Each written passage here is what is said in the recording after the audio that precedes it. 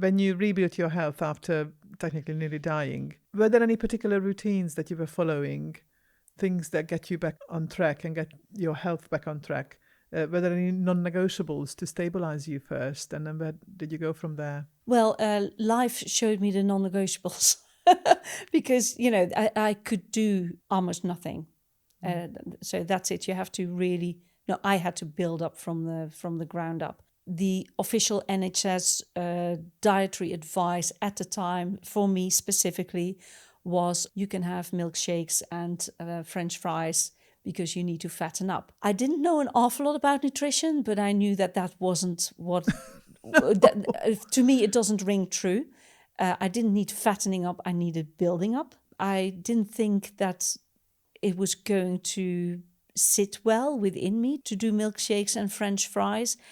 I did not know what to do instead. So what I did was really wrong. On offer at the time was toast, and they had on offer This salads. is while you were in still in hospital. When I was still in hospital, salads.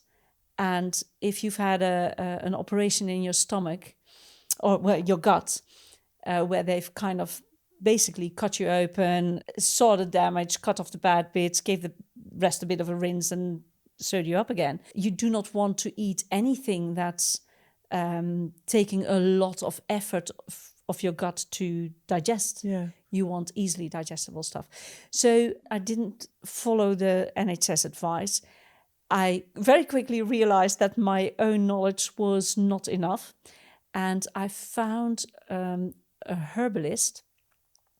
She was ancient at the time. She must have been my age. But to me, she was really old and wise. She gave me proper dietary advice, told me to start with juices, because then my gut didn't have to work so much to digest the nutrition in it. I needed nutrition. I needed way more nutrition than that I could eat, if that makes sense. Oh, And I okay. couldn't eat an awful lot of stuff because of my gut was still not happy. So interestingly, that's Yeah. exactly what you were advised Yes. in that extreme situation. Yes, but then also celery juice or red beet juice or carrot juice, and then bit by bit smoothies.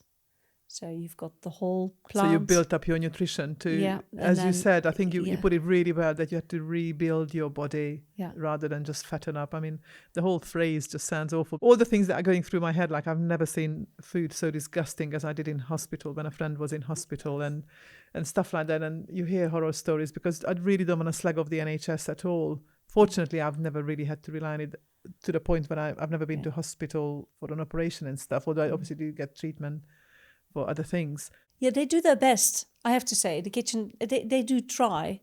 And sometimes you look at it and you think, oh, yeah, not quite today, not quite. This lady also told me to do energy work, and that's how I came to do Reiki. Okay.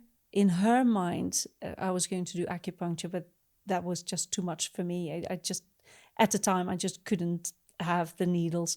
Now I don't care, but now there's more to me. That was... Yeah. So I did Reiki, and I followed the protocols with the food that was prescribed and how to make it, herbs and potions and lotions and all the rest of it. And bit by bit, I got better. 5 months later, I got admitted again with a knot in my bowels, which felt quite similar to having a burst appendix. And again, they left me for 3 days, but with a good reason, because they were hoping that because the bowels move so much, that the knot would undo itself, which it didn't. So they had to operate again. Not having peritonitis after after a bowel operation is a big bonus.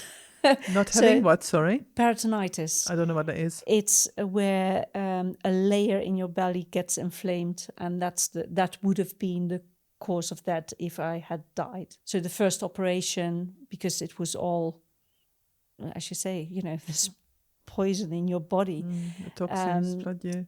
and this layer, this thin layer, when that gets inflamed, it's called peritonitis. Okay. And that would have been the cause of death. But the second operation, I didn't get that because it was all clean, if that makes sense. Right. Okay. And that layer didn't get inflamed.